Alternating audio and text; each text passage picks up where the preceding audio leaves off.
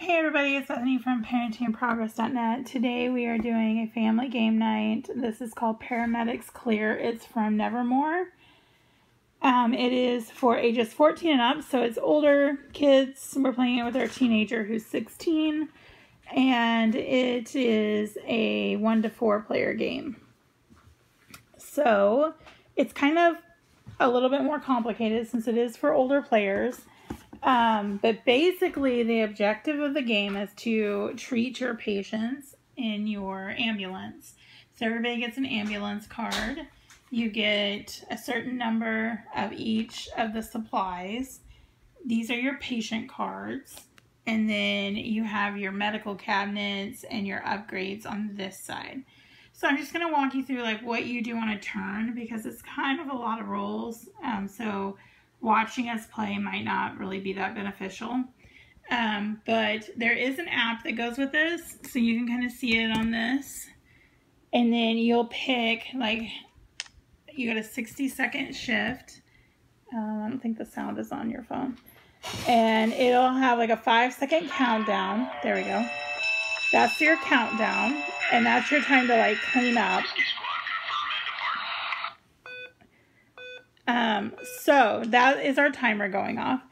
So you will flip your cards over so that both of them are showing.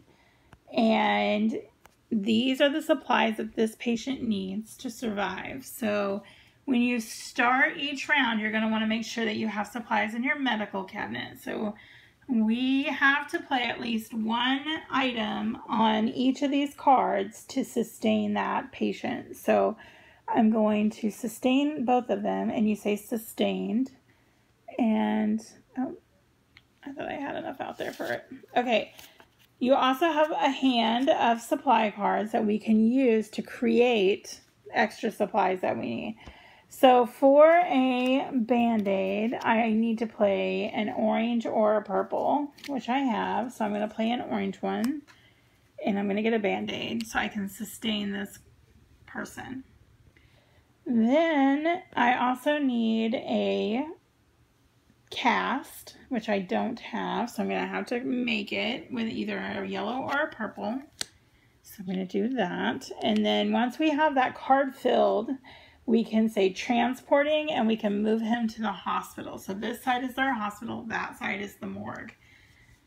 Now these I can reuse again. So I need the cast for him. I don't need the Band-Aid. And then I'm going to draw another patient card. Now these are critical, so they have to be played in this turn, and you have to complete that card. Otherwise he dies and goes to the morgue. So we have the blood that we need, so we're going to move him. And again, this comes open immediately. We don't need it though. And then we'll draw another card so you can see. Now, you only get 60 seconds for the first shift, 45 for the second shift, and 30 seconds for the third shift. We shut the timer off because I didn't want it to sound to distract from the video. If you run out of time, and it's your responsibility to hit the timer before time runs out, if you run out of time, any that you have that you haven't sustained, go to the morgue. Or any critical patients that you haven't completed, go to the morgue. And then you hit the timer for the next player, and you get a 5-second cleanup period where you can, these are the community cards. So say I didn't have what I needed to create a supply, I can trade my cards for the cards in the community.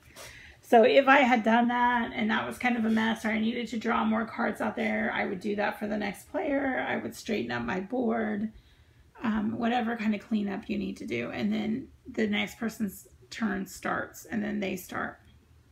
So it's really fast paced and really quick, just like it would be on an ambulance. You're going to keep playing the round until you run out of supply cards. Once you are completely exhausted the supply cards, that round ends. You go to the next shift. You play 3 shifts. And then at the end, you get points for your patients. You get to add up the patients that you've saved, the heart there, and then subtract any that didn't make it. These are the negative, like if this patient hadn't made it, then I would subtract 2 from my score.